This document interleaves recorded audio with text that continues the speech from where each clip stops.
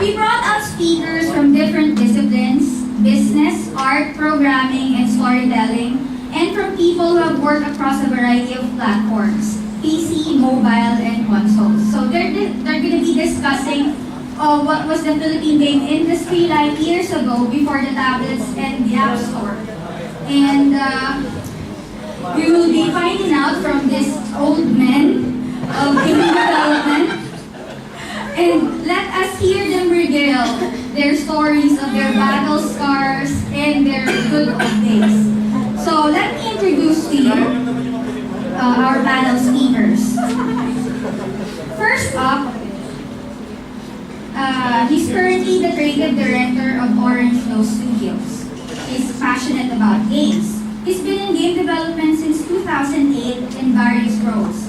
He started as a game programmer for console game maker IGDA Manila, which I was also a part of, and later on as lead programmer and senior producer for Gameloft. And then, because he wants to share his knowledge in game development, he also became a part-time faculty member for the LaSalle College of St. Benilde. So let's all give a warm applause for Derrick Mapagu.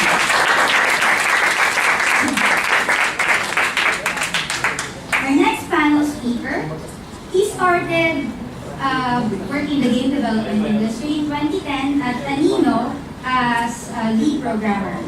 And then he went to Full Mana Studios. And then Synergy 88. And then he's all lead programmer in these game development studios.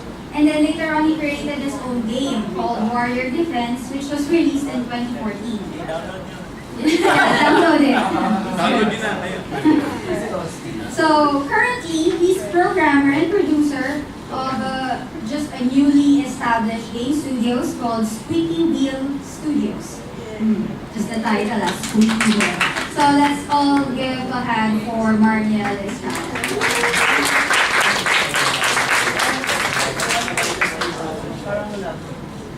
So last panel speaker.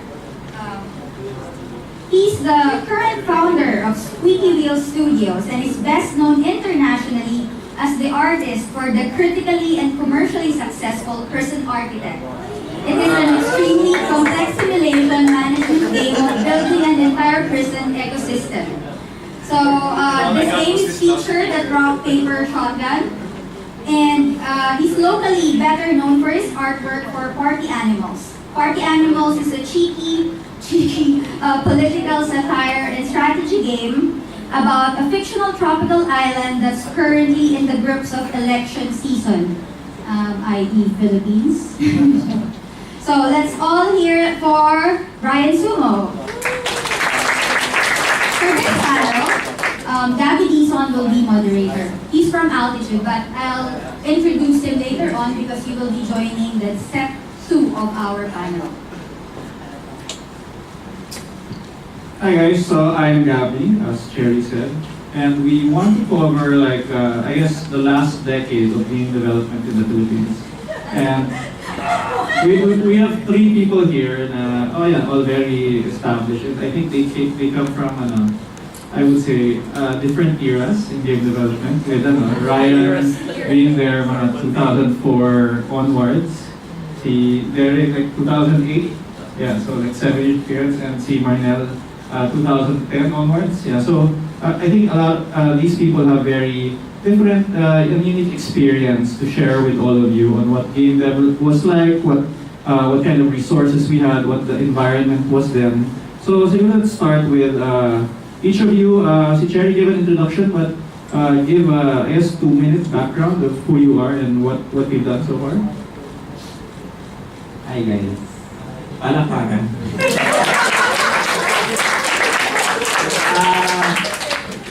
Sabi na I started, I graduated 2006. I'm from Cagayan de Oro.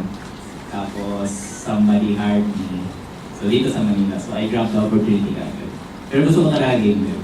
So, from 2006 and then to 2009, I was in traditional IT, web application shit. And then I quit and then made a demo game from 2009 on to for the rest of the year. And then, starting 2000, December, nag-apply na ako. Actually, na-meet ko si Cherry. Hindi ko siya na-meet, nakita ko lang siya. Sa Pujo nila, sa Anino. So, dami kong in-applyan. And then, Anino took me in. So, yun yung start ng game dev journey ko. That's it.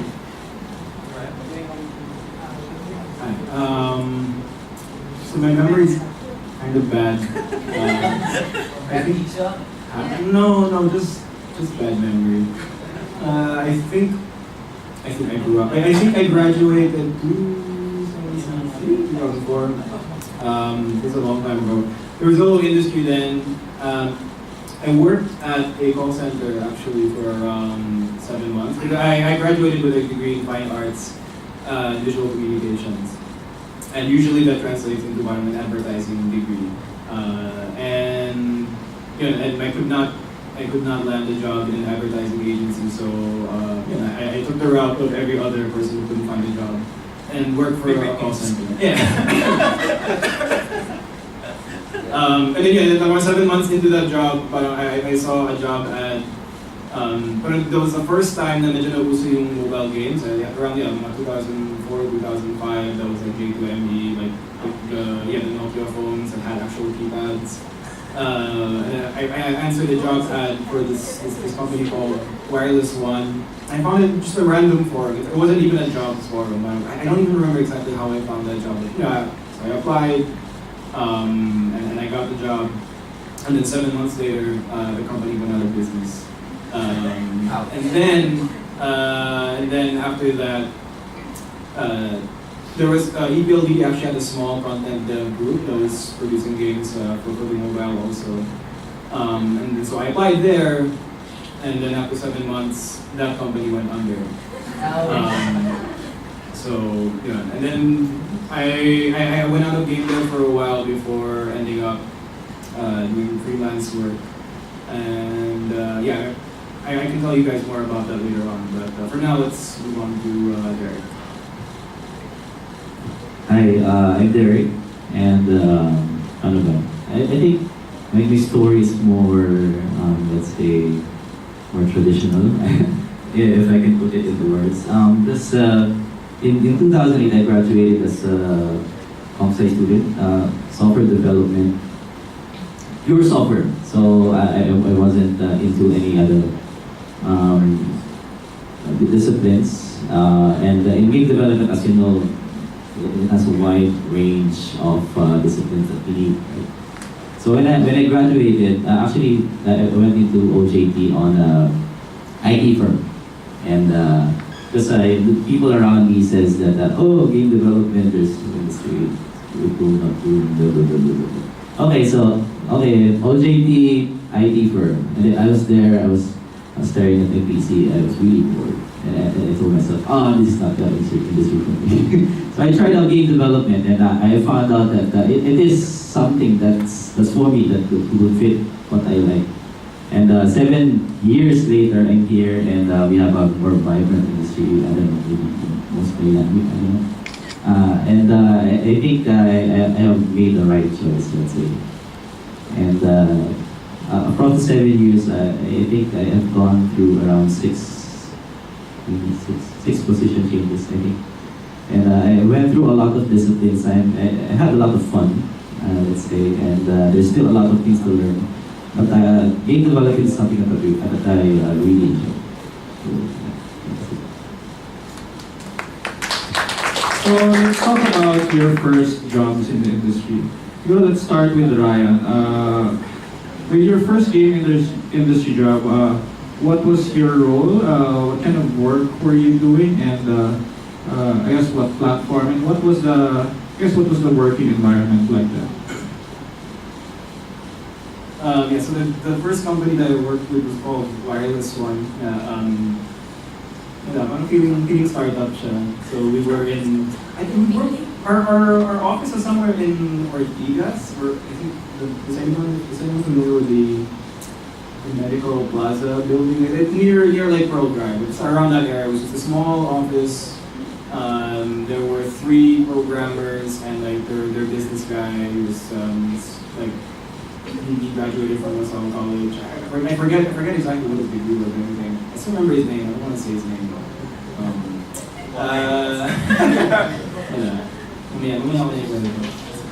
Yeah, so we were making, well, he was making actually, but his big idea was actually really funny to me. Parang gusto ko si friends na yung time na yun. And he wanted to make like a Friendster for mobile. So it's a big thing those days. And he was so excited, and I found this super funny, but he was so excited about the name, because the name of his app was called Friendzy, like Friend ZEE, and he was so excited, like everyone he told that was like, oh my god, wow, that's so like edgy and stuff, because maybe there was a condom before called Frenzy, and then he was like, oh, it's wow, you guys are so lame. And so I remember this was one day, I was like, I did not like, I thought the name was so stupid, so I was just like writing names on the whiteboard. They really liked Frenzy. But anyway, so my job was to do like pixel art. Like we were making, I guess you can call them like game. Like, are you guys familiar with the Game & Watch? Yes. Yeah. Okay. Well, at least 5 people. Yeah. So very primitive games. We read about it sa Wikipedia. Yeah. So that's what we were doing. Because like the memory constraints were so small. I mean, there wasn't a real marketplace like there is now. So yeah. So I was just doing like pixel art for these really like basic kinds of games. And the company did not flourish, unfortunately, or fortunately, because it might still be there now.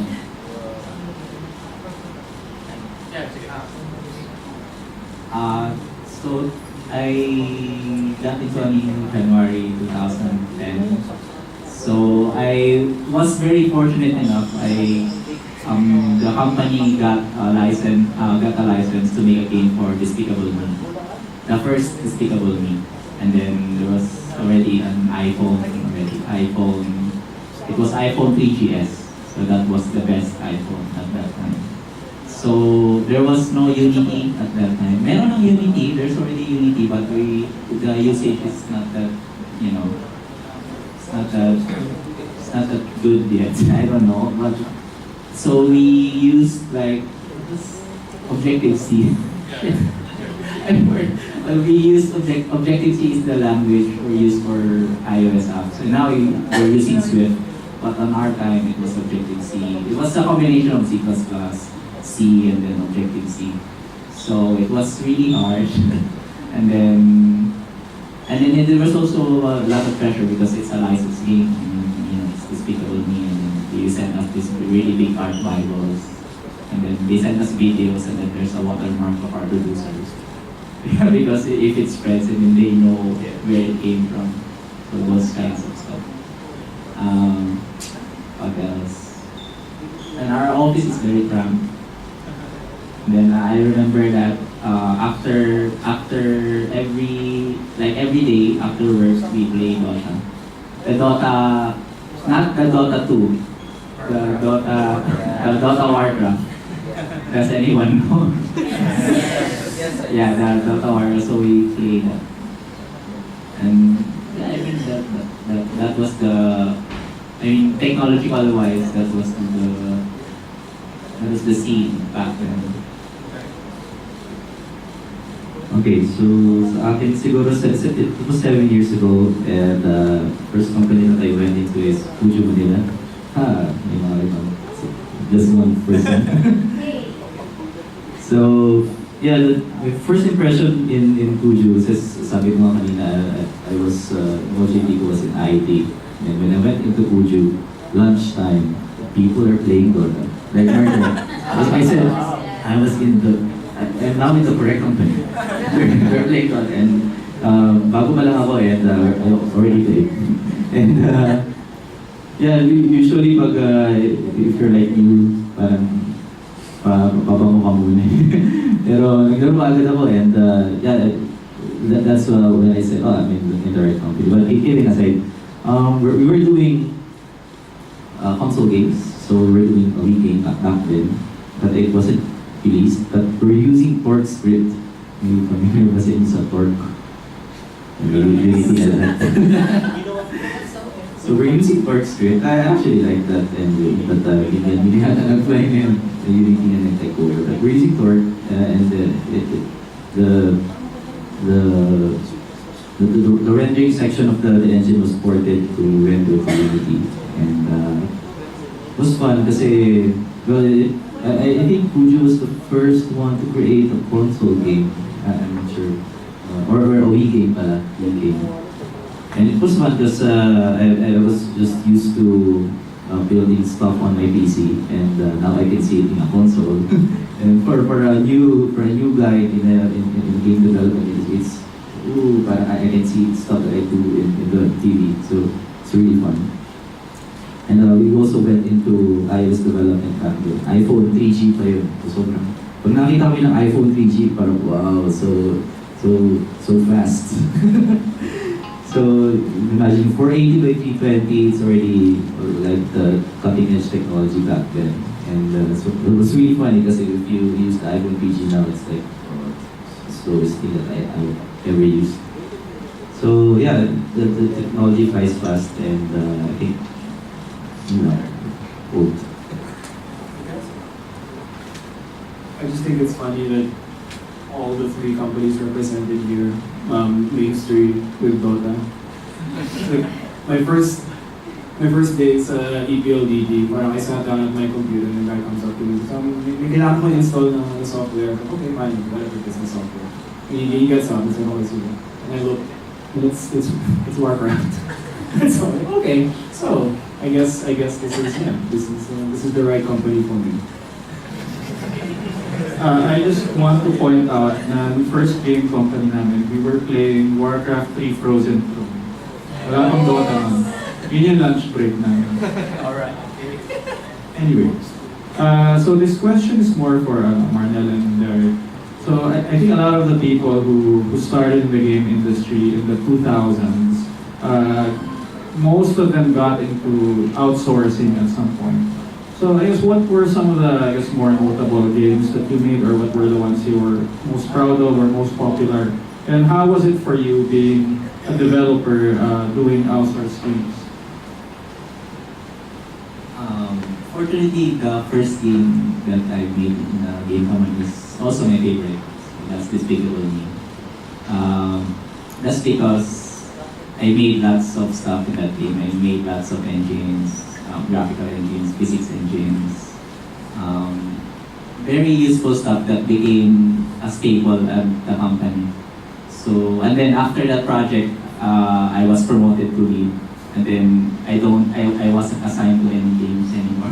I was just making a game at the start, like first 2 months, and then gave the project to another programmer. So that's what happened. So yeah, Despicable Me was I think it was a very hard game, especially when it comes to optimization. And Namco was the publisher of that game, and then they wanted like some effects to be, because there were two devices on that time. It was iPhone 3G and iPhone 3GS, and the memory capacity between it is already too large. I mean, some stuff can be run on 3GS, but most stuff can't be run on 3G. So we have to find some ways to reconcile how to like reduce memory or how to optimize stuff in 3G. So yeah, that's it. Okay, I think for me, maybe I'll share about experience in Game Off.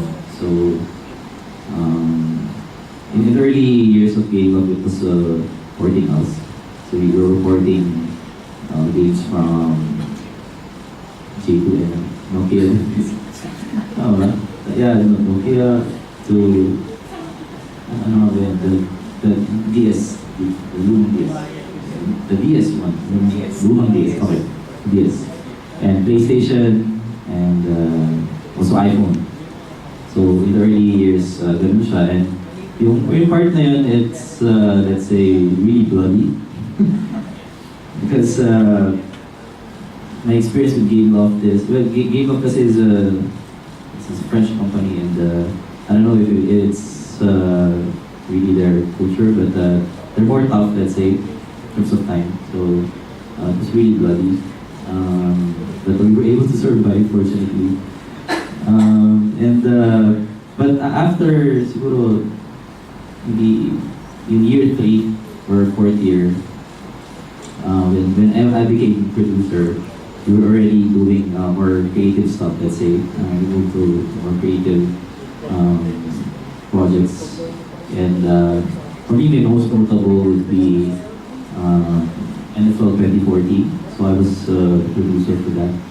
And we were doing updates for Order in Chaos Duels. If you have played that game, it's a card game. And for those who have played Hearthstone, it's similar, but Hearthstone is more casual. Order in Chaos Duels is more hardcore, let's say. So I'd say overall, the outsourcing is tough, and especially back then when let's say the game development industry, let's say, is still growing. So yeah, I think now it's more mature. So, there are two properties that I want to talk about. One sounds cooler than it actually was. I actually worked on a Star Wars game. Fine. Okay, let me end the ending. We joke that it was just some shitty Facebook Lego Star Wars. Like, you know, it's one of those things like I don't. Like, this is Star Wars, like, this is second-rate, like, companies doing work for them. This is, like, a third-rate company doing, like, the social media game shit, and then they outsource, like, the UI to me. It never saw the light of day, but for a while, I was like, oh, I'm working on a Star Wars game.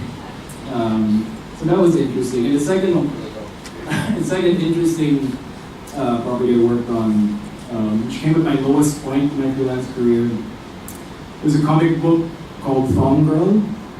And it was about a girl who found a magical thong that let her shoot like lasers out of her ass.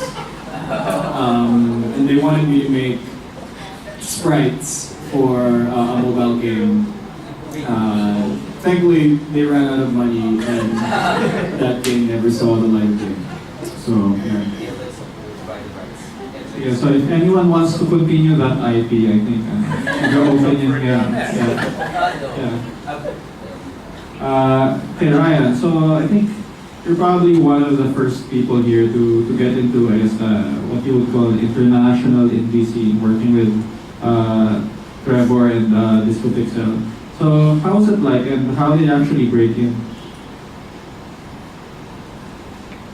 So I said, right, I did like Wireless One, and then I moved to EPLDP. And after EPLDP, I took a job like doing merchandising for a website called Mac something. Anyway, like I did a bunch of jobs that were not game dev related.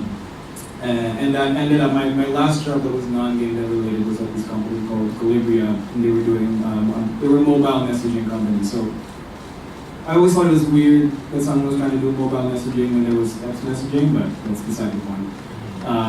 So I was working there, and I thought, like, this is it, like my game dev career is over, like, I'll have this decent job here, and I can just, I'll just do like graphic design or something for the rest of my life. And then, out of the blue, I get an email from a guy, Trevor, that, Trevor Squeaky, he's a longtime game developer, which is working in Sega, Square Enix, a bunch of other really big companies, and he wanted to make a DS game, and so he was looking for artists, and he just happened to see my work on DeviantArt. So who here has a DeviantArt account still? Yeah, so DeviantArt, it was still the start of DeviantArt. It was still, I mean, I guess it's still popular now. But yeah, so he just, out of the blue, he saw my work there, and he contacted me. And yeah, he flew over here, but he didn't fly over here just to see me. Like, he flew over here to like look at different studios and stuff. And for whatever reason, we really hit it off. And I quit my job and I started working for him. And after a year and a half, his company went under. So a little bit longer than 7 months. And so I broke the curse. I broke the 7-month curse. And then after that, I had put down money on a condo, so I was in a lot of trouble, and it forced me to do freelance. And yeah, I've never looked back since then.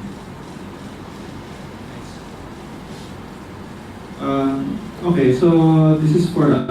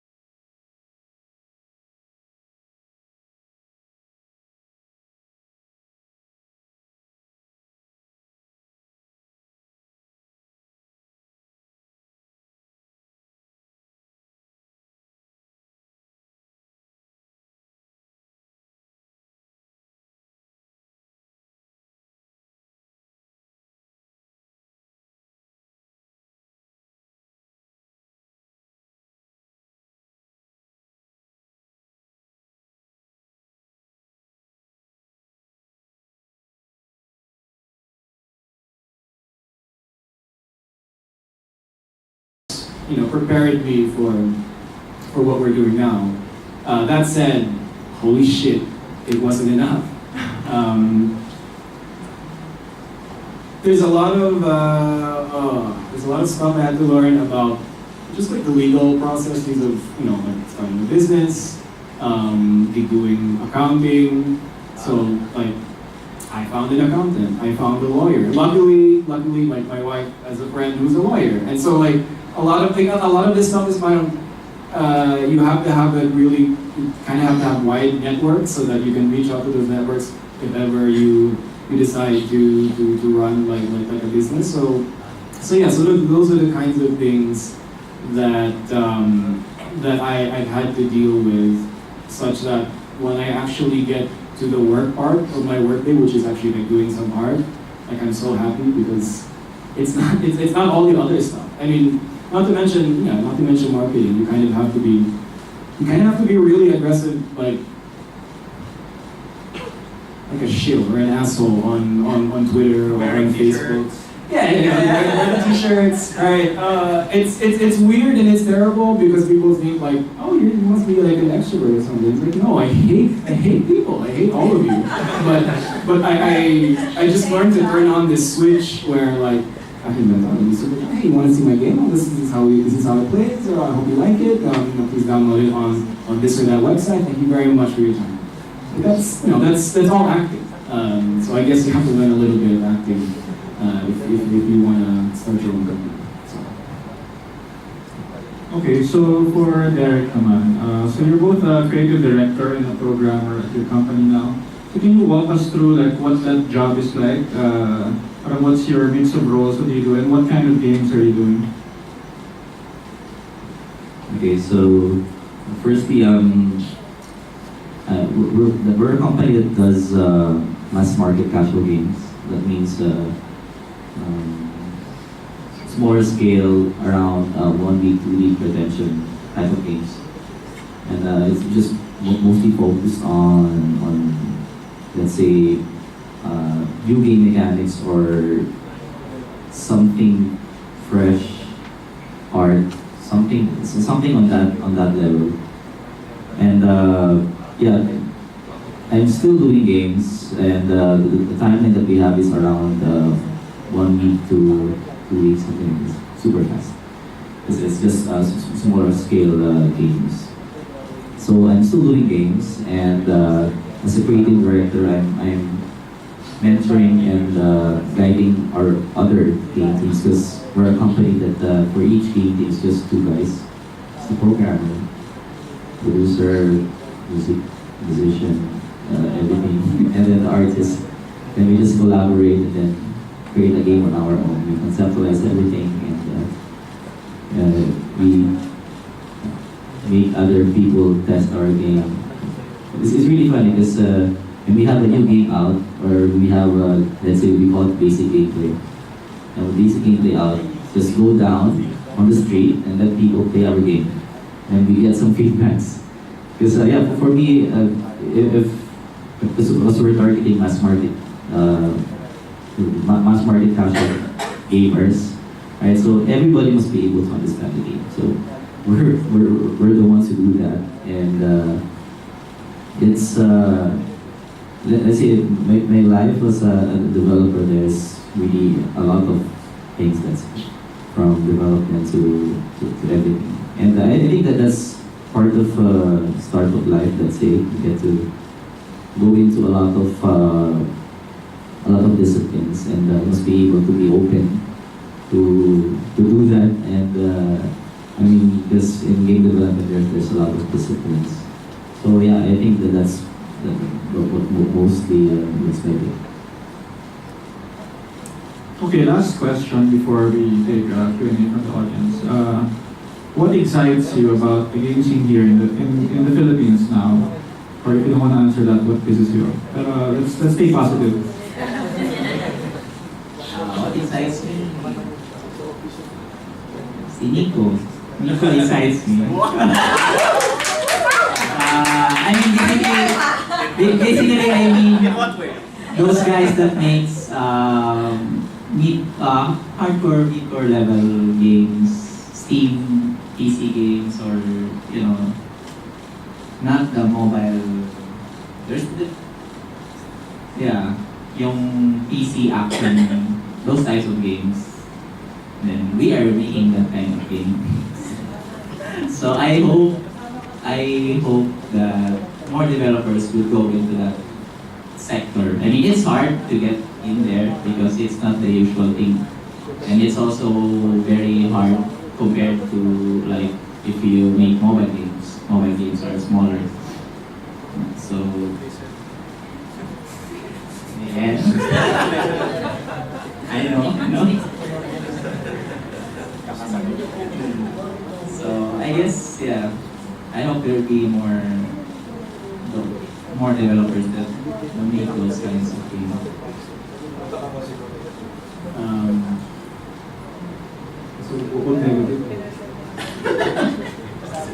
And it's, what's really nice actually about right now. So like 10 years ago, there was really kind of nothing. There was Anino and EPLVT, and then like slot machine companies, and and companies that last for 7 months and then go under. And then right now, what we have is so we have like Altitude that's like making like mid-core games for the mobile. There's me and Marnielle and Tristan, who like these three guys were making indie games. There's like so Derrick and OrangeNose, yeah, like, and then there's also like individual developers like Nico and like Barry from Cable Games and Eric Glass from who made Street Food Tycoon. So there's all sorts of like different sizes and kinds of companies now. So yeah, it's super exciting that there's that kind of variety, and that definitely wasn't around when we were starting. Great. So for me, it's young developers making games. So younger, right? It's I don't know. When I was in college, I really wanted to make a game, but maybe there was a lot of distractions back then, and I wasn't able to do it. Like Dota and Ragnarok, we were still playing Ragnarok. But now seeing there are several students, they're making games, and there's a lot more than what's in this room. There's a lot more people. And when I was teaching in video, it excites me that there's a lot of vibrant talent that will go into our industry after they graduate. So yeah, for me, I'd like to encourage everybody, especially sa mga, if you're still studying, don't think that you're too young to do anything. For me, it's better to start earlier. I mean, just keep your focus on what you're doing and don't get distracted by those Ragnarok. So don't play games. Okay, I guess just to close, and we've heard from people who've been in the industry a long time, and it wasn't easy to make games before. I would say it's still not easy up to now. I guess there are tools that make the actual creation of the game a lot easier, but it made certain things harder, such as marketing or distribution. But actually, these times that we have now, it's probably never been better for the game industry in the Philippines. And as long as we're helping each other, there's actually, as Ryan said, many different kinds of developers, and I think we all have a fair chance of succeeding as long as we're helping each other. Okay, so that's it for the first panel, but now we'll be taking a few questions. If you have a question, please raise your hand and speak so that everyone can hear it. Okay, first question.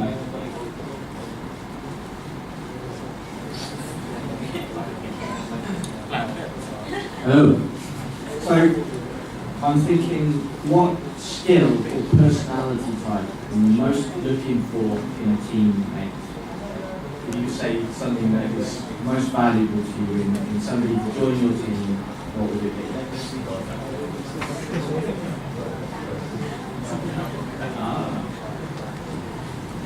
Why did you invite?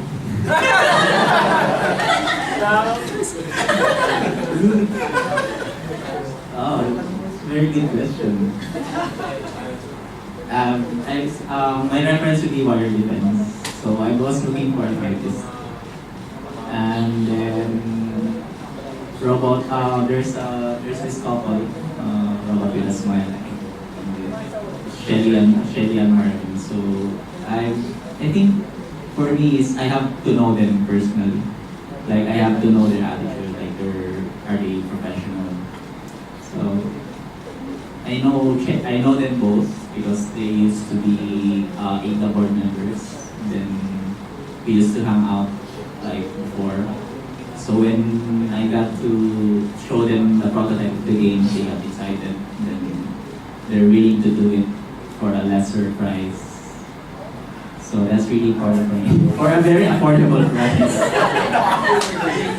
Guys, remember, cheap rates, Yeah. but very professional. But very professional.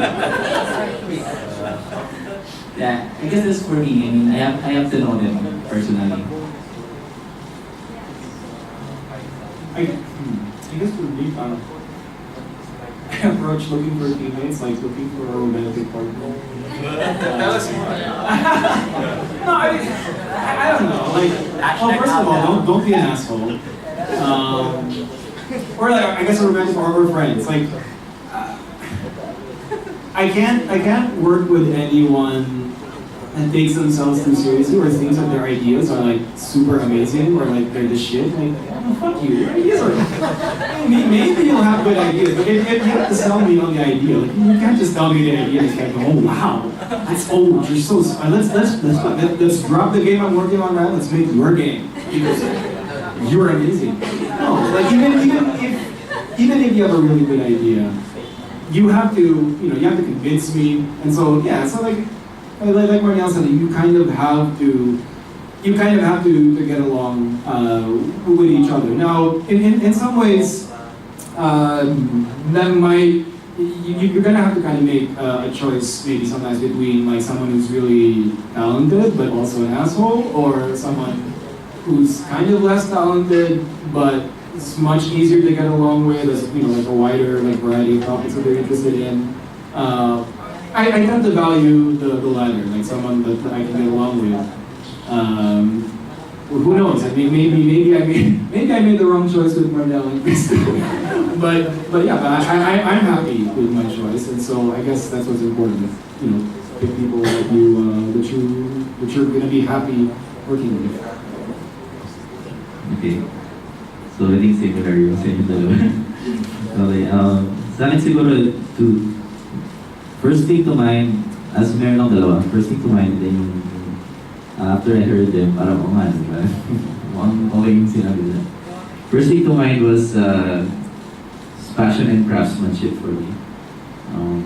Firstly, must have the passion to do games. I mean, so I realized siguro that for me, yung passion for games, it helped me to always have the hunger to learn, always be humble to take criticism, and always be, let's say, just have the heart to learn new stuff always. And in game development, I found that there's like a universe of things to learn, a lot of different disciplines, let's say. And my passion helped me to expand on that universe. And next is craftsmanship. I mean, if I'm gonna have a teammate with me, I'd like the teammate to somebody you can trust, let's say, for a task. Because if it's like collaborative work, it's let's say it's like basketball. Pag pinasa mo kay si Curry, papasa pa niya kay Klay Thompson, hindi niya alam ng shoot niya yun. So ganda, Klay Thompson na lang pasa mo. So parang ganun. So must have the trust to give to the other person. And yun nga, mukha kang mas maganda ang mga kilala mo. Parang so good. Do we have any other questions?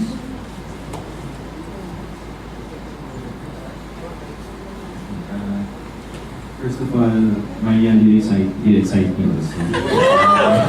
Your work on party animals and for all the panelists, like I'm wondering, how do you decide to choose which? I mean, you all come from a background where you were told what games to work on, but now how do you decide what concept or what game idea do you dedicate like months, years of your life to?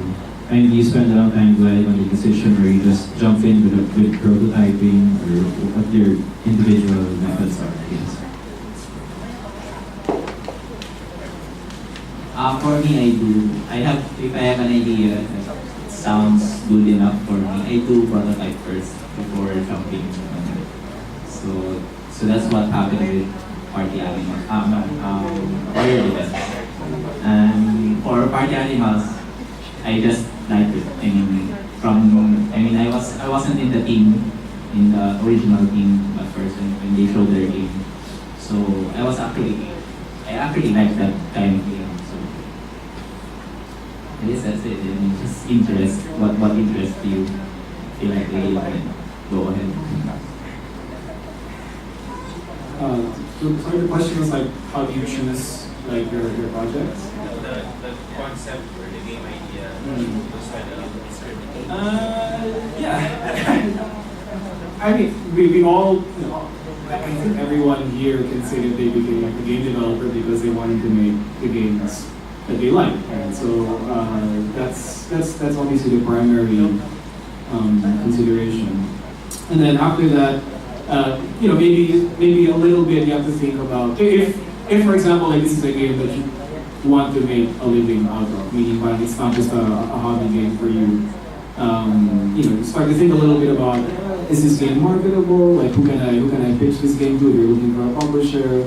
So that's like the business side that I just kind of learned has to try to coexist side by side with the creative side. But you know, but definitely like yeah, we're making party animals because it's the kind of game that we want to make, and we're just basically placing a bet that there's enough people who are, so the bet that we're making is that there are 10,000 people out there who agree with us because that's our baseline. That's our break even. So 10,000 people buy our game, then great. We're okay. Anything about that is fine. But yeah. So, okay, choosing a game. So for me, it's two types. If it's a game that I'd like to make for myself, it will be something that I'd like to play. So mostly it will be around strategy games. That's my niche. That's it. It's personal. But if it's for other people, prototype first.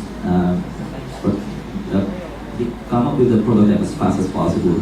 1 day, 2 hours, 2 days, and ask around, and just make sure that the person that you're gonna ask is somebody that you consider the market, let's say, and get some feedback. So for me, it's really important as a developer, if you're gonna make games for a certain market, to ask for feedbacks and listen to them, because let's say they're the ones who are gonna use it after.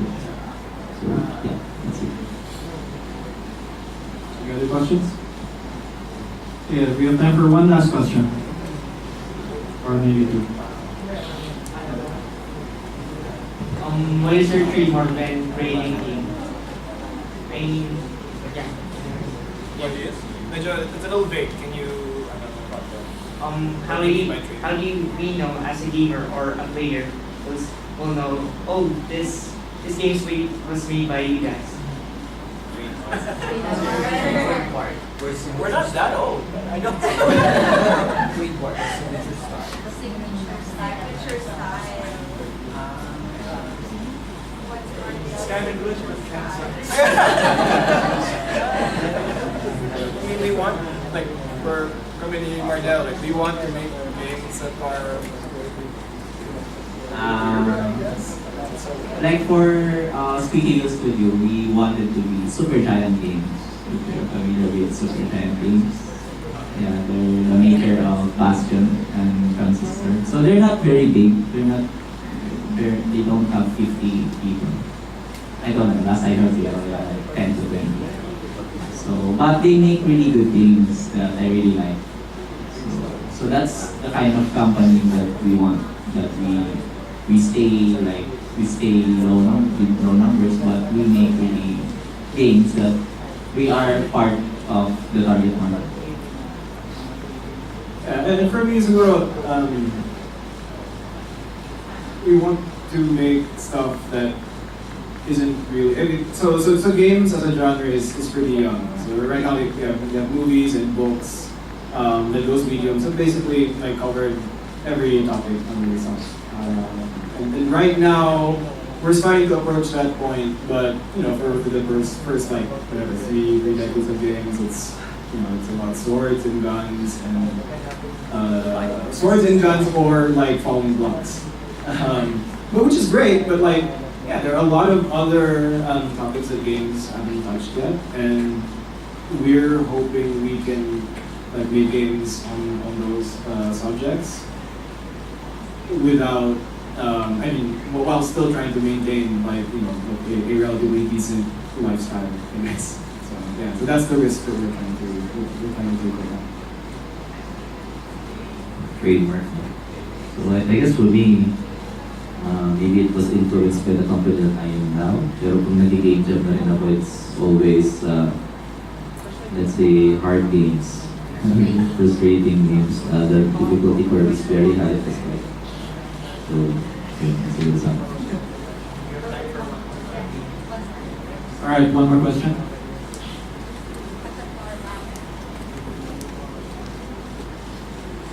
Good afternoon. Our question would be, what's the best advice that we could give to us for people who aspire to create their own studio or their own company? Yeah, let's ask Ryan Sumo. Sagutin mo na ito, Gabby. Iba yun eh. Like, Gabby, like, so let me talk about Gabby first. Gabby, like, it sounds like it was his destiny to always to own a game company. Did you tell me, or there's someone that you wanted to make games since you were 5 years old or something? So like, yeah. So like, there are people like that's been their trajectory all their lives, and I sort of just accidentally like made games. Advice.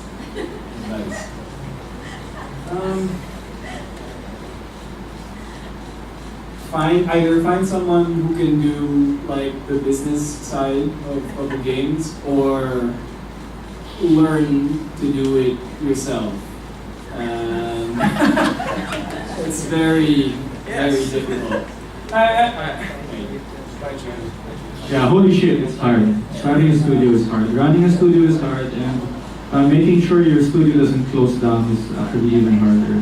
I would say if you want to start a studio, at least if I were in those shoes right now, I'd actually start and work for someone first and learn the ropes on the production side.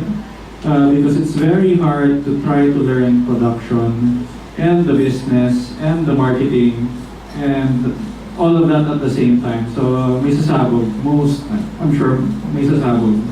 Of course, there are some outliers and there are some people who actually make it with their first game and make a lot of money and then get to do it again. But if you're trying to bank on yourself being that person, it would be really, really hard. And the chances are, you probably might either burn out or go out of business. So if you want to make a studio, it's great to, I guess, have some models and some mentors along that can not only learn what to do, but I think a lot of the lessons that you learn in working for someone is what not to do. At least that's been my experience in working in different game studios. You really learn like a mix of both what to do and what not to do. But if you're already doing well for yourself as an indie, don't follow my advice. This is for people who want to start a studio specifically. Yeah, so actually, when Gabby talked about production, because I think that is our weakest link at this point. Because as a freelancer, I only handle myself, and so when I'm like having to handle other people is a big leap. Second is network as much as you can. I know that we're mostly introverts and we mostly hate people, but you have to learn to like turn off that part of yourself that hates people, and then just go out and shake hands, and when people are interested in life, try to find something interesting about the person that you're talking to. Usually you'll be able to find it, and that's super important because you never know. Like the person that you meet, you never know what that person can bring to you, and you never know what you can give to that person. And so like I think my biggest asset is not even like my art. Like I'm not even a really good artist. Like Chester is a much better artist than I am. And so my biggest skill is communication and being able to to reach out and talk to different people. So Squeaky right now we actually have a publisher. And that's the only reason I'm even doing this, because oh my god, it's scary running a business. And so that publisher is willing to, to front us the money, and we have nothing to worry about until like next year if we manage to release the game. But the reason I know that guy is because I went to a trade show. I went to a trade show. I showed the game around. I shook hands with people. And this guy, like, it wasn't like I didn't talk to him out of the blue. Like, I had been having conversations with this guy for over a year. Like, I reached out a year before, showed him the game, said, hey, what do you think? Blah, blah, blah. He said, no, maybe I think you're investable, but, this, that, and the other. I was like, okay, so yes, I'm kind of disappointed, but that's all right. We'll keep working on the game. And then, the following year, we fly to the UK, and I finally meet him. I get to shake his hand, and I charm the pants off him, and then he gives me some money. So that's yeah. So learn to network, because you make a lot of friends, and you never know, like, which person that you meet is actually going to be the key to unlocking your dreams. That part is actually quite true. So for my part, I think I got here because I joined IGDA Meetups. It's true. When I started last January 2010, the first IGDA event is actually Game Jam. Then Ryan was the IGDA chair at that time. Then I joined that meetup. And then not really.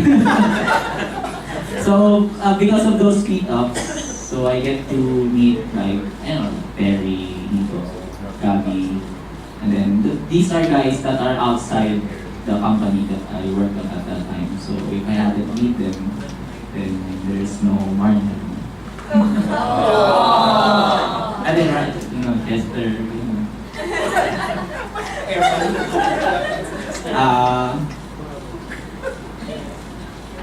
maybe din, aside from meetups, I guess volunteer.